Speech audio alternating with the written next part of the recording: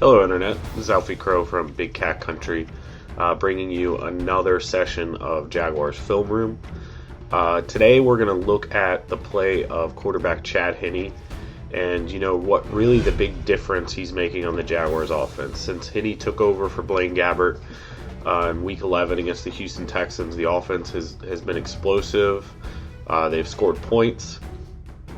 Many want to attribute that just to the fact that it's Chad Henne in at quarterback and not Gabbert.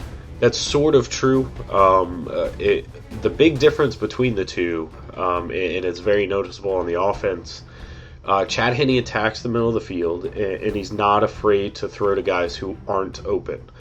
Gabbert, on the other hand, he works the sidelines. He's kind of risk averse. It's been drilled into his head that he can't turn the ball over. So a lot of the time he'll avoid the middle of the football field because the middle of the football field, it's a dangerous spot to throw to. There's a lot of factors that could go wrong.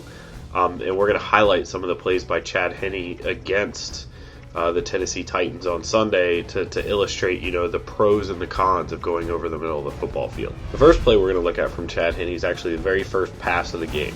Chad Henne drops back to pass. He's looking over the middle of the field, but the Titans' defensive lineman times the pass, jumps and swats the ball in the air, and it's tipped. And anyone who's seen, a tipped football, that usually leads to interceptions, and this one certainly is intercepted. And that's one of the big dangers of throwing the football over the middle of the field is you're usually throwing through contested throwing lanes. There's multiple levels where it can be contested.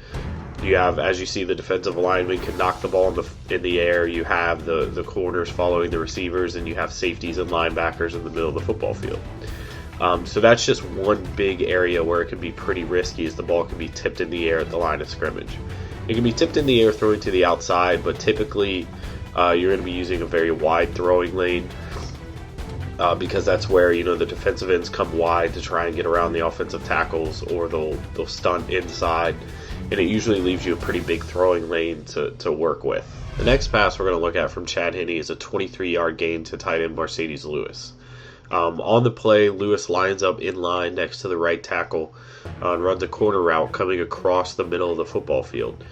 Lewis scrapes over the top of the linebacker underneath the safety. He's kind of got bracket coverage here, but Henne trusts his arm, and he fits the ball in over the top of the linebacker and right to Mercedes Lewis, who's underneath the safety. There's actually a corner also in zone coverage who kind of breaks on the pass. Doesn't quite do it quick enough, but again, it's a risky throw because you have so many defenders around where Lewis is, and it's a throw you have to have a lot of confidence to make. And again, that's a big difference with Chad Henne in there, is he's not afraid to take those shots down the football field because he trusts his arm and he trusts his receivers to make a play on the football. So again, it's a play over the middle of the field where you can usually pick up chunks of yardage, but there's a lot of risk that goes with going to the middle of the football field. The final play we're going to look at from Chad Henne is an incomplete pass to rookie wide receiver Justin Blackmon. It's right before halftime when the Jaguars went for it on fourth down. You have Justin Blackmon lined up in the slot. He runs the corner route. He doesn't quite get much separation from the cornerback, and he's got a safety who flashes in over the top when Henne makes the throw. Henne tries to lead Blackmon and throw him open, but he just can't do it enough, and he's got to try and place the football where the safety's not going to come over the top and intercept it. The ball winds up going off Justin Blackmon's outstretched hand that he really didn't have a shot at catching the football. It's a risky throw to make on 4th and 1 that far down the field. He probably could have checked down and easily picked up the first down. But that's what you're going to get with Chad Henne. He's going to make those risky throws. He's kind of a boom or bust quarterback. He'll make those big plays, but he'll also throw some big interceptions trying to make those plays, which that's fine in a lot of instances. But on a 4th and 1 like this, you typically want to try and just pick up the first down instead of trying to get a 50-yard gain.